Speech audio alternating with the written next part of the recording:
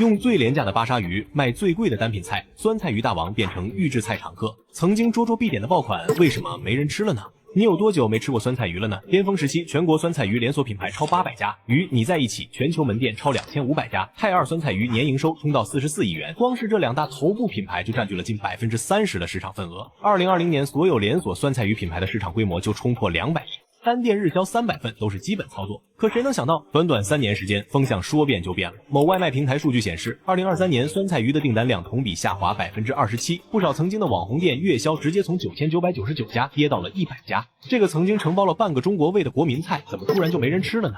這是一份網購的酸菜魚，倒入底料、酸菜和魚片，小火慢煮幾分鐘就能得到一份又嫩又下飯的酸菜魚。不過呢，酸菜魚確實味道不錯，但在成為國民菜之前，它也只是川渝地區的一道家常菜，準確說呢，就是重慶江津的江湖菜。漁民們把賣不出去的小魚和自家醃的酸菜一鍋煮，酸辣開胃還管飽，沒想到就成了當地宴席的硬菜。第一次風口是在90年代末，川菜熱席捲全國，那時候肯德基剛進中國不久，麥當勞還在搶地盤，中式餐飲大都是家常菜館，沒什麼品牌意識。酸菜魚靠着酸辣鮮香的獨特口味，就成了川菜館的引流擔當。那時候的酸菜魚沒什麼花里胡哨的做法，就是活魚現殺，酸菜是老壇醃的，湯底熬得濃稠，一盆端上來飄着紅油，光聞味兒就能流口水。第二次風口是外賣行業的爆發。2015年前後，外賣平台開始瘋狂補貼，手機點單半小時送到成了常態。這時候酸菜魚的優勢就凸顯出來了，酸辣口味不容易串味，魚肉耐放不容易坨，而且分量足，一份能當正餐吃。更關鍵的是，酸菜魚的性價比戳中了打工人的心，25塊錢能買一份帶米飯的酸菜魚，比吃漢堡套餐還划算。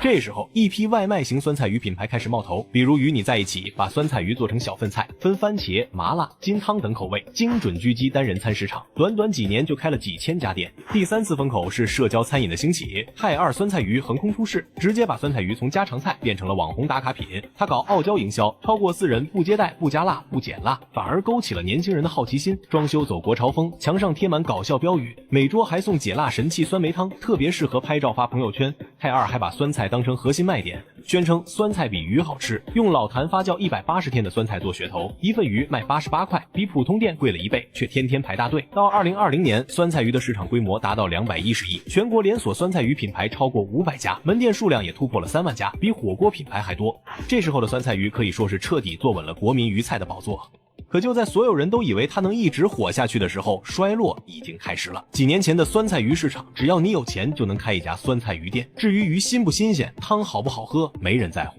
最先把加盟玩脫軌的是與你在一起。這個品牌早期靠着小份化、快出餐的模式快速擴張。2018年開放加盟時，喊出零經驗、萬元加盟、半年回本的口號，一下子就吸引了大批想賺快錢的小老板。加盟費用從早期的3萬漲到後來的15萬，總部卻連最基本的管理都跟不上。加盟商無奈之下只能自救，結果卻把酸菜魚的口碑往死裡踩。為了壓縮成本，加盟商們開始偷工減料，活魚換成凍魚，1斤凍魚比活魚便宜5塊錢，而且還不用雇人殺魚。老壇酸菜換成袋裝酸菜，一袋才3塊錢，比自己醃的便宜1半。湯底不用熬，直接用酸菜魚調料包，開水一沖就能用。尤其是在酸菜魚火了之後，市面上冒出了一大批離軌品牌，比如與你在一塊、與你在一起、與你不分離。這些品牌連裝修風格都超泰二和與你在一起，菜品卻是一塌糊涂。而且消費者最注重的食品安全問題更是不斷在爆雷。2022年，某知名酸菜魚品牌被曝光，後廚員工不戴手套處理魚肉，酸菜直接放在地上，用過的餐具沒洗乾淨就重新使用，甚至還有一些連鎖酸菜魚門店賣着高價，卻給消費者端上來的是一碗預製菜。如今預製酸菜魚成了現象級爆火的單品，比如安井、思念等品牌推出了預製酸菜魚，30塊錢就能買一份，在家裡簡單一加熱就能享受到一份酸菜魚，價格還比在店裡吃便宜一大半，因此也壓縮了連鎖酸菜魚品牌的市场份額。現在的街頭依然能看到不少酸菜魚店的招牌，有的门可罗雀，有的卻座無虛席，這說明不是酸菜魚不香了，而是那些偷工減料、敷衍了事的酸菜魚不香。